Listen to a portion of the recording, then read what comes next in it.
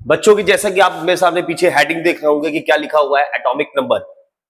चलिए atomic number के बारे में समझते हैं और इसके इलेक्ट्रॉनिक कॉन्फ़िगरेशन कैसे किया जाता है उसको देखते हैं।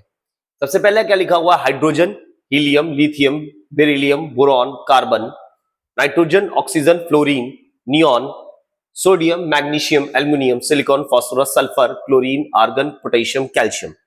अब साथ ही साथ मैंने इसका इलेक्ट्रॉनिक कॉन्फ़िगरेशन भी लिख रखा है। Hydrogen 1, helium 2, lithium 2,1, beryllium 2,2, boron 2,3, carbon 2,4।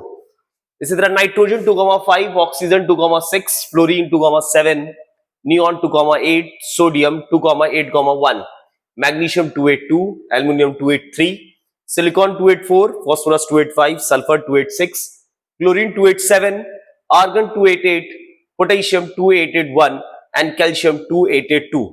ये था बच्चों इसका इलेक्ट्रॉनिक कॉन्फ़िगरेशन। अब इसी इलेक्ट्रॉनिक कॉन्फ़िगरेशन की मदद से हम लोग वैलेंस इलेक्ट्रॉन के बारे में समझते हैं। यहां पर वैलेंस इलेक्ट्रॉन किसका क्या कौन सा होगा, चलिए चेक करते हैं।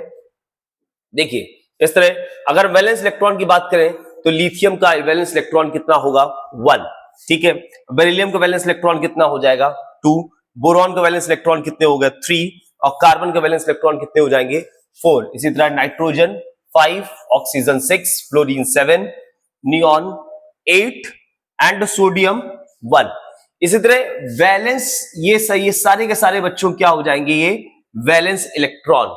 वैलेंस इलेक्ट्रॉन मतलब ये होता है कि जो लास्ट शेल, मतलब जो वैलेंस शेल में जो इलेक्ट्रॉन प्रेजेंट होते हैं, किसमें, वैलेंस शेल में जो इलेक्ट्रॉन प्रेजेंट होते हैं उनको बोलते हैं वैलेंस इलेक्ट्रॉन। और वैलेंस शेल किसे बोलते हैं, जो लास्ट शेल होता है, जो लास्ट शेल होता है उसको बोलते हैं हम लोग वैलेंस शेल। और उस लास्ट शेल में जितने भी इलेक्ट्रॉन प्रेजेंट होते हैं उसको बोलते हैं हम लोग वैलेंस इलेक्ट्रॉन। ठीक है बच्चों, तो जैसे कि यहां पर चेक करें सो क्लोरीन का वैलेंस इलेक्ट्रॉन कितना होगा, 7।